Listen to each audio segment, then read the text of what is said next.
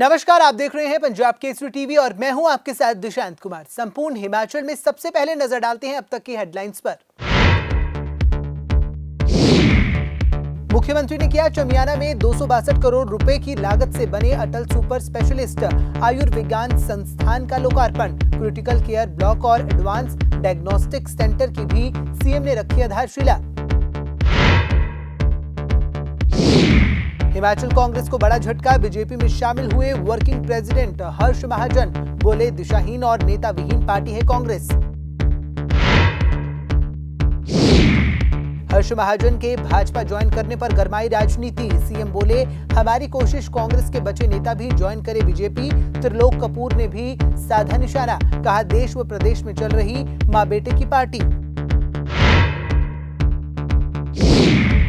हर्ष महाजन के बीजेपी में जाने पर बोले कांग्रेस विधायक अनिरुद्ध। कहा सीएम ऑफिस से उन पर भी बनाया गया दबाव। भाजपा ज्वाइन करने के लिए डरा धमका रही बीजेपी, लेकिन मैं डरने वाला और बिकने वाला नहीं।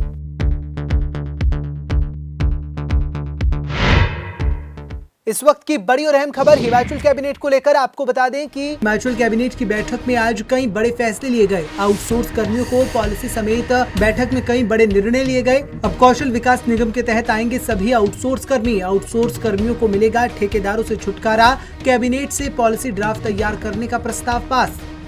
शिमला में मुख्यमंत्री जयराम ठाकुर की अध्यक्षता में आज जहां प्रदेश मंत्रिमंडल की बैठक हुई और इस दौरान कई महत्वपूर्ण निर्णय लिए गए। मंत्रिमंडल ने पेंशन भोगियों, पारिवारिक पेंशन भोगियों और राज्य संवर्ग से संबंध रखने वाले अखिल भारतीय सेवा पेंशन भोगियों और पारिवारिक पेंशन भोगियों को उनकी संशोधित मूल पेंशन, मूल पारिवारिक पेंशन का क्रमशः 5, 10 और 15% पेंशन भत्ता प्रदान करने का निर्णय लिया है। वहीं हिमाचल प्रदेश में सेवा प्रदाताओं के माध्यम से विभिन्न सरकारी विभागों में आउटसोर्स आधार पर तैनात कर्मचारियों से संबंधित विभिन्न मुद्दों पर मंत्रिमंडल उप समिति की रिपोर्ट को भी मंत्रिमंडल के समक्ष रखा गया और इसे सैद्धांतिक रूप से स्वीकार कर लिया गया है। इस मामले में एक नीति दस्तावेज का मसौदा तैयार करने का निर्णय लिया गया। मंत्रिमंडल उप समिति की सिफारिशों के अनुसार हिमाचल प्रदेश कौशल विकास निगम का नाम बदलकर कंपनी अधिनियम 2013 के प्रावधानों के तहत हिमाचल प्रदेश कौशल विकास एवं रोजगार निगम कंपनी की स्थापना की जाएगी। ये कंपनी तकनीकी शिक्षा विभाग के प्रशासनिक नियंत्रण में कार्य करेगी। ये कंपनी विभिन्न सरकारी विभागों,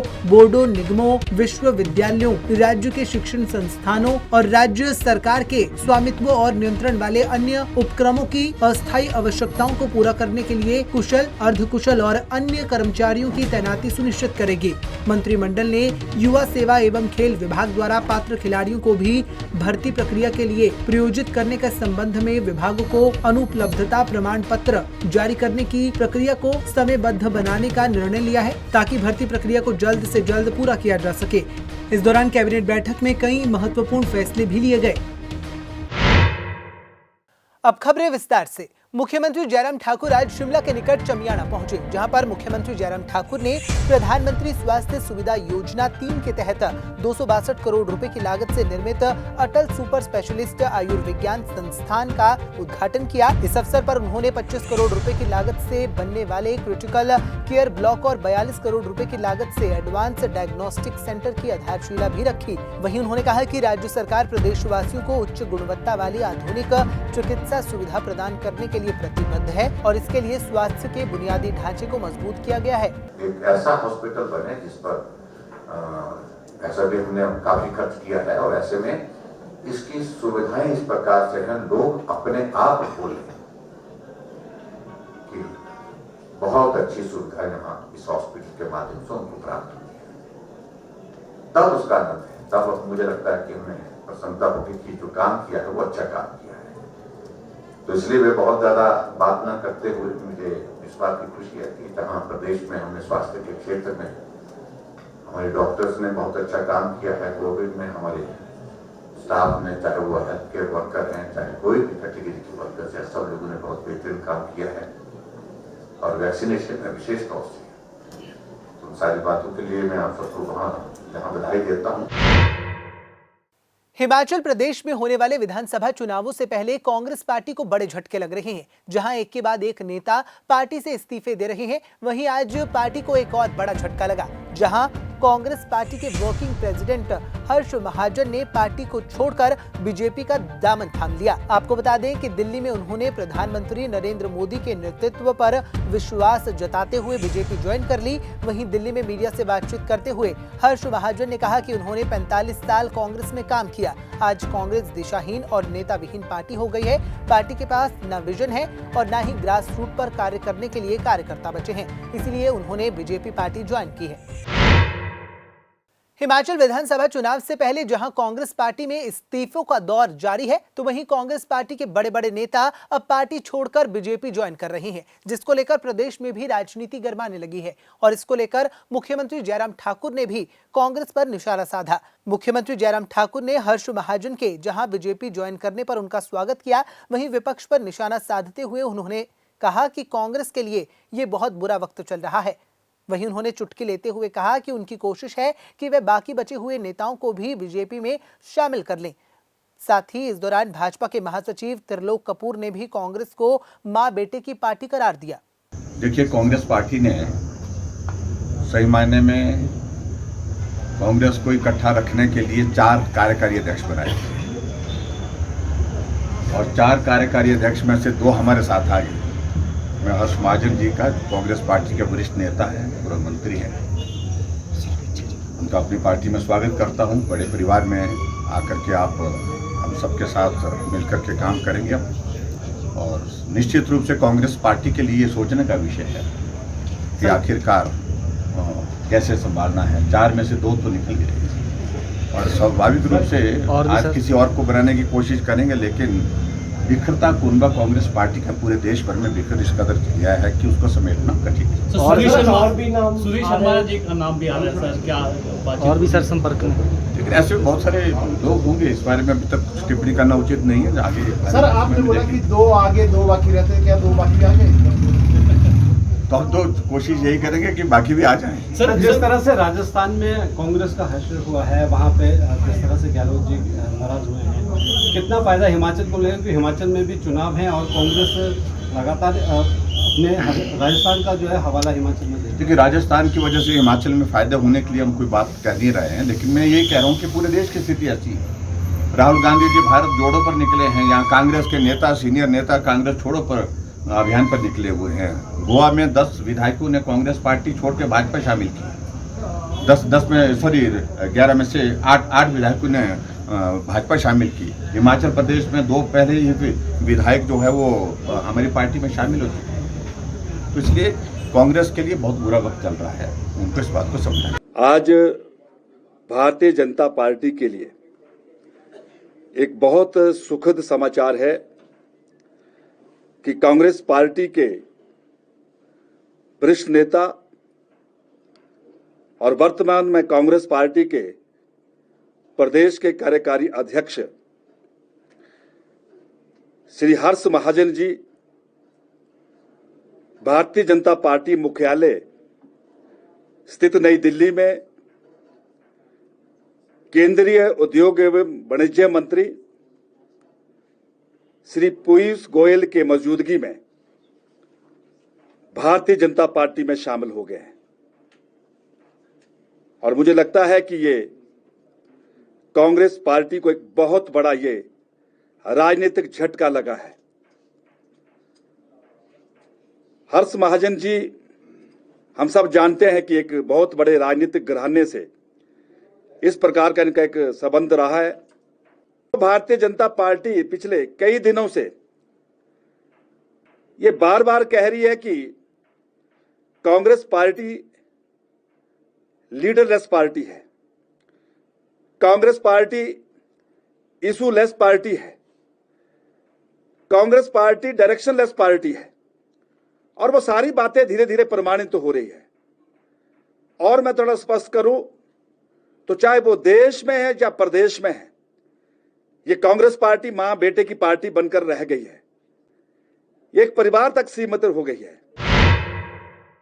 कांग्रेस पार्टी के वर्किंग प्रेसिडेंट हर्ष महाजन के भाजपा में ज्वाइनिंग होने के बाद अब लगातार कांग्रेस के अन्य नेताओं का भी कांग्रेस छोड़कर भाजपा में ज्वाइनिंग को लेकर चर्चाएं तेज हो गई हैं, जिसको लेकर कांग्रेस के कसुम्पटी विधानसभा के विधायक अनिरुद्ध सिंह का नाम भी चर्चाओं में बना हुआ है। ऐसे में अब अनिरुद्ध सिंह ने साफ किया है कि वह बिकने वाले नेता नहीं है। साथ ही उन्होंने कहा कि उन्हें मुख्यमंत्री कार्यालय बुलाया गया था और डराया धमकाया जा रहा है कि भाजपा ज्वाइन करें, लेकिन वह डरने वाले नहीं है और कांग्रेस छोड़ने का सवाल ही नहीं उठता है। कांग्रेस छोड़ो की बात आप कर रहे हैं, कांग्रेस कोई अपनी मर्जी से नहीं छोड़ रहा है। ये लोग ईडी का दबाव बना रहे हैं, ये लोग इनकम टैक्स का दबाव बना रहे हैं, किसी न किसी तरह से ब्लैकमेल कर रहे हैं।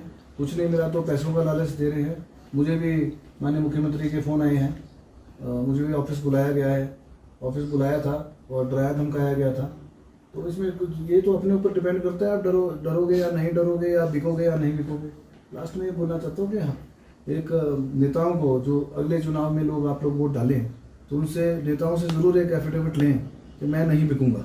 2007 के बाद उन्होंने कभी चुनाव नहीं लड़ाए, वो भी उनके निजी कारण थे, कभी तो पब्लिक के सामने तो आए नहीं है, क्यों नहीं लड़े थे। और अभी भी अगर उन्होंने भाजपा ज्वाइन करी, उनके निजी कारण हो सकते हैं या उनकी सोच हो सकती है। ईडी का दबाव था या इनकम टैक्स का दबाव था या कोई ब्लैकमेलिंग और तरह की थी, या वो किसी हमारे कांग्रेस के मतभेद थे किसी नेता से, वो तो उनके अपनी।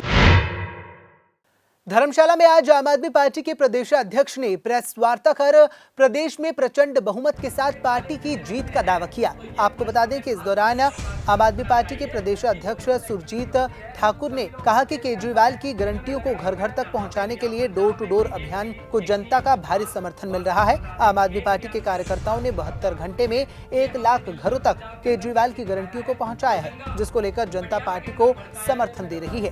के पात्र है हमारे हिमाचल प्रदेश के हर एक कार्यकर्ता जो डोर टू डोर आम आदमी पार्टी की गारंटियां और आम आदमी पार्टी के गारंटी कार्ड लोगों तक पहुंचा रहे हैं। पिछले 72 घंटे में 1 लाख से ज़्यादा घरों में हमारे कार्यकर्ता पहुंच चुके हैं और करीब करीब 24,000 कॉल आम आदमी पार्टी के लिए लोगों ने किए हैं। तो ये बड़ी खुशी की बात है और जो हिमाचल प्रदेश के जितने भी आम आदमी पार्टी के कार्यकर्ता हैं उनको मैं शुभकामनाएं देना चाहता हूं, बधाई देना चाहता हूं। वो सब बधाई के पात्र हैं कि इसी स्पीड से वो काम करते रहें और अगले 15 दिन के अंदर हर एक घर में हमारा कार्यकर्ता जाएगा। आम आदमी पार्टी की जो गारंटियां हैं, आम आदमी पार्टी के जो गारंटी कार्ड है वो घर घर पहुंचेंगे और जिस तरीके से इन गारंटियों पर और इन गारंटी कार्डों को लेकर हमारी जनता आम आदमी पार्टी के ऊपर विश्वास भरोसा जता रही है, उससे ये सीधी सीधी बात समझ आती है कि इन चुनावों में प्रचंड बहुमत में आम आदमी पार्टी की सरकार बनने वाली है। शिमला के बचत भवन में आज जिला परिषद की बैठक आयोजित की गई, जिसमें कई अधिकारी नदारद मिले और इसको लेकर जिला परिषद अध्यक्ष भड़क गई।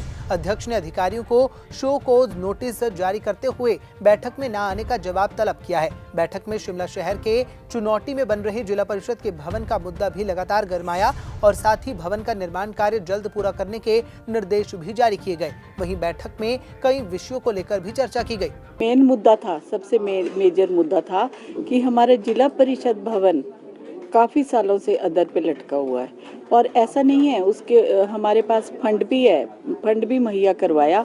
पिछली बार एक्सिन महोदय ने कहा कि 19 जून को आपको बिल्डिंग हैंडओवर कर दी जाएगी, लेकिन 19 जून क्या, अब तो आपको पता ही है अक्टूबर आने वाला है। तो मैंने इस विषय में कड़ा संज्ञान लिया। अगर हमारे पास पैसा ना होता, फंड ना होता तो भी हम कहते, और जिस ठेकेदार को दिया मैंने कहा उसको आप बाहर निकाल लो और उसकी जगह पे दूसरा ठेकेदार को ठेका दिया जाए जो जल्द से जल्द हमारा भवन तैयार कर सके। हमें बड़ी प्रॉब्लम आती है, भवन जिला परिषद भवन सारे में उपलब्ध है, तो इसलिए हमारे को भी जिला शिमला तो एक बहुत इम्पोर्टेंट है, यहाँ पे हमारा इम्पोर्टेंट जगह है, यहाँ पे ज़रूर होना चाहिए जिला परिषद का जो हमारा भवन है। और दूसरा मुद्दा ये था कि कई अधिकारी हमारे इस मीटिंग में नहीं आते, 3 महीने की मीटिंग होती है।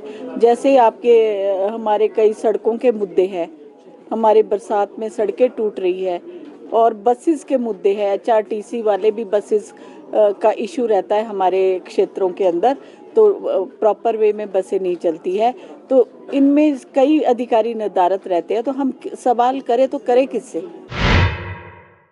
वहीं शिमला में हुई जिला परिषद की बैठक में डोडरा कुवार को जनजातीय क्षेत्र घोषित करने की मांग भी उठी। इस दौरान सिरमौर के हाटी समुदाय को जनजातीय दर्जा मिलने के फैसले के बाद शिमला के डोडरा कुवार को भी जनजातीय क्षेत्र घोषित करने की मांग उठाई गई। इसको लेकर शिमला जिला परिषद की बैठक में बकायदा प्रस्ताव पारित कर सरकार को भेजा गया। बैठक में जिला परिषद सदस्य मोनिता चौहान ने ये मामला सदन के समक्ष रखा और कहा कि क्षेत्र की भौगोलिक परिस्थितियों को लेकर सरकार को इस ओर ध्यान देना चाहिए और इस क्षेत्र को जनजातीय दर्जा मिलना चाहिए। जो आज का मुद्दा था, ये मेरा अपनी जो पंचायतें हैं, अपना जो क्षेत्र है डोडरा कुवार को लेकर थी। जिस तरह से कुछ ही दिन पहले जो है भाजपा सरकार ने सिरमौर के कुछ एरिया के जो हाटी समुदाय के एरिया है उसको जनजातीय क्षेत्र का जो दर्जा दिया है, उसका मैं समर्थन करती हूँ। साथ ही साथ दुख मुझे इस बात का है कि ये भाजपा सरकार ने जो हमारे साथ अनदेखी की है। आपको मैं बता दूं, जैसे हमारे डोडरा कुवार का एरिया है वो उत्तराखंड की सीमा के साथ लगता एरिया है। जिस तरह से जो उत्तराखंड की कुछ तहसील है जैसे किन्नौनी, जौनसार और अपना चक्राता वाला एरिया, वो 1967 में उसको जो है जनजातीय क्षेत्र का दर्जा मिल चुका है। उसके अंतर्गत लगता जो हमारा डोडरा कुवार का एरिया है वो भी उसी सीमा के साथ लगता एरिया, पर उस एरिया को आज तक जो है सरकार ने जो उस एरिया के साथ अनदेखी की है। तो मेरा आज का ये सवाल था, जिस तरह से सरकार ने जो है सिरमौर को हाटी समुदाय का जो सिरमौर की हाटी समुदाय को जनजातीय क्षेत्र का जो दर्जा दिया है, तो थोड़ा ध्यान उनका मैं डोडरा कुवार की तरफ भी लाने की कोशिश कर रही हूँ, क्योंकि हमारी भी ये मांग काफ़ी समय से है। तो सरकार का जो ये दोगला व्यवहार है, इससे मैं थोड़ी मेरी नाराज़गी है। तो मैं चाहती हूँ, मैंने आज जो मांग रखी है, मैंने सदन में ये मांग रखी है कि सदन से एक प्रस्ताव पारित हो कि इस प्रस्ताव में ये प्रस्ताव जो सरकार को जाए, इसमें जनजातीय डोडरा कुवार को जनजातीय क्षेत्र में शामिल करने की मांग रखी गई है। वहीं शिमला में आज बेरोजगार शारीरिक शिक्षक संघ ने भी अपनी मांगों को लेकर प्रदर्शन किया, जहां उन्होंने प्रदेश सरकार के खिलाफ जमकर नारेबाजी की। वहीं पंचायत भवन शिमला से लेकर उपायुक्त कार्यालय तक रोष रैली निकाली। शिक्षकों की मांग है कि 2 वर्ष पहले शारीरिक शिक्षकों के 870 पदों की भर्ती निकली थी, जिसे अभी तक पूरा नहीं किया गया है। बेरोजगार शिक्षकों का कहना है कि इस भर्ती प्रक्रिया को आने वाले विधानसभा चुनाव को देखते हुए सरकार को जल्द पूरा करना चाहिए। वहीं उन्होंने सरकार को मांगे पूरी न होने पर चुनाव में नोटा दबाने की चेतावनी भी दी है। उसने आचार संहिता से नहीं भरती है, से पहले नहीं भरती है, तो हम नोटा दबाएंगे। हम साथ हमारे बिल्कुल परिवार में 1:7 का रख लो आप, 6-6, 7-7 कैंडिडेट हैं, और औरों को भी हम यही सलाह देंगे कि हम नोटा दबाएंगे। इस सरकार के लिए हम वोट नहीं देंगे। हमारी जो संख्या है आज हम लगभग 200 के करीब हैं, और बेरोजगार जो अभी हिमाचल प्रदेश में है वो 22,000 के करीब है। My self doctor Ramesh Rajput, मुख्य सलाहकार बेरोजगार शारीरिक शिक्षक संघ हिमाचल प्रदेश। हमारी जो मांग डिमांड है मुख्य तौर पर ये रही है कि 870 पोस्टें हमारी निकली है पिछले 1 वर्ष में। उसके बाद कुछ अयोग्य जो शारीरिक शिक्षक थे उन्होंने कोर्ट में केस कर दिया। तो कोर्ट के केस के बाद हम 2 महीने पहले कोर्ट ने फैसला दे दिया है, लेकिन जो भर्ती की प्रक्रिया है वो बिल्कुल फंसी हुई है। जो वर्तमान सरकार है वो हमारी पोस्टें अभी नहीं भर रही हैं। तो हम आज हमारा मुख्य उद्देश्य सड़कों पर उतरने का, प्रोटेस्ट करने का यही रहा है कि आचार संहिता से पहले हिमाचल सरकार जल्दी से जल्दी हमारी इन 870 की पोस्टों को भरा जाए और इसकी प्रक्रिया शुरू की जाए। तो कहाँ तक आपकी आज रैली जाने वाली है? हमारी रैली यहाँ मिड बाजार होते हुए डीसी ऑफिस तक जाएगी। क्या वहाँ पर आप ज्ञापन, वहाँ हम डीसी साहब को ज्ञापन देंगे, उसके बाद हम सेक्रेटरी जाएंगे, सीएम साहब को अपना ज्ञापन देंगे। इससे पहले आप कितनी बार मिले हैं? इससे पहले तो अब कोई गिनती नहीं है, बिल्कुल शिमला में कम से कम हमने 4-5 बार प्रोटेस्ट किया है। और इसके अलावा जहाँ जहाँ अभी सीएम साहब गए वहाँ हर कॉन्स्टिट्यूंसी में 2-2, 3-3 हमने फाइलें दी है। तो इससे अनगिनत है, मुझे लग रहा है कि 100 से ऊपर हमने फाइलें देती है। वेतनमान को लेकर आज मंडी में भी कर्मचारियों ने प्रदर्शन कर प्रदेश सरकार के खिलाफ मोर्चा खोल दिया। इस दौरान न्याय कर्मचारियों ने प्रदेश सरकार के खिलाफ जमकर नारेबाजी की। वहीं जिला न्यायालय परिसर मंडी में आज कर्मचारियों ने नारेबाजी करते हुए विरोध जताया और सरकार से नया वेतनमान का नोटिफिकेशन जल्द से जल्द लागू करने की मांग की। वहीं उन्होंने मांगे पूरी न होने पर अनिश्चितकालीन हड़ताल की चेतावनी दी। मान के लिए जो है वो सरकार से मांग करते हैं, क्योंकि सरकार ने सभी डिपार्टमेंट्स के एम्प्लॉइज़ को नया वेतनमान दे दिया है। जो रिविजन पे ऑफ स्केल है वो हमें जो मिल जाना चाहिए, क्योंकि वो नहीं मिला।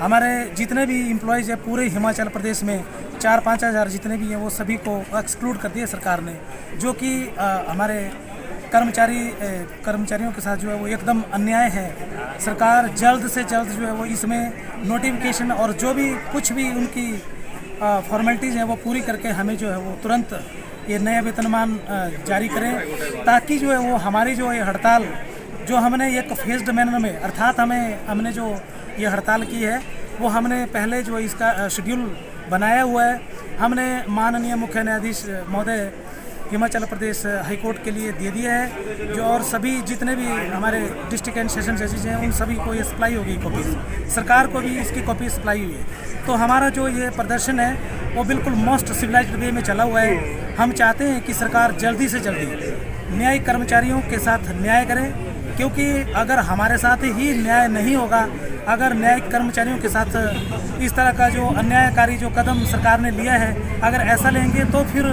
जो है वो न्याय की कामना कैसे की जा सकती है। तो मेरा यही एक गुजारिश है सरकार से कि जल्दी से जल्दी जो है वो इसके संदर्भ में नोटिफिकेशन जारी हो और हमारा नया वेतनमान हमारे न्यायिक कर्मचारियों के लिए लागू हो, यही हमारी मांग है। धन्यवाद। मांगे ना मानी तो आगामी क्या रुख रहेगा आपका? आगामी हमारा जो है वो अभी नेक्स्ट हमारा ये है कि हम सभी मास कैजुअल लीव पे चले जाएंगे और 21 अक्टूबर के बाद जो है हमारी इंडेफिनिट जो स्ट्राइक है वो शुरू हो जाएगी। तो हमारी यही मांग है कि ऐसा कुछ भी कदम ना लेने से पहले हमें जो वो हमारी जो मांग है वो पूरी कर ली जाए। हमीरपुर में हिमाचल प्रदेश तकनीकी विश्वविद्यालय द्वारा आज चौथा दीक्षांत समारोह आयोजित किया गया, जहां पर एनआईटी सभागार में आयोजित कार्यक्रम में बतौर मुख्य अतिथि राज्यपाल राजेंद्र विश्वनाथ हार्लेकर ने शिरकत की और राज्यपाल ने दीक्षांत समारोह में 5431 मेधावी छात्रों को डिग्रियां बांटी, जबकि दीक्षांत समारोह में 310 मेधावी छात्रों को स्वर्ण रजत उपाधियों से नवाजा भी गया। वहीं उन्होंने युवाओं को अपनी डिग्रियों का सही दिशा में उपयोग करने के लिए प्रेरित भी किया। संपूर्ण हिमाचल में फिलहाल इतना ही। मुझे दीजिए इजाजत और देखते रहिए पंजाब केसरी टीवी। नमस्कार।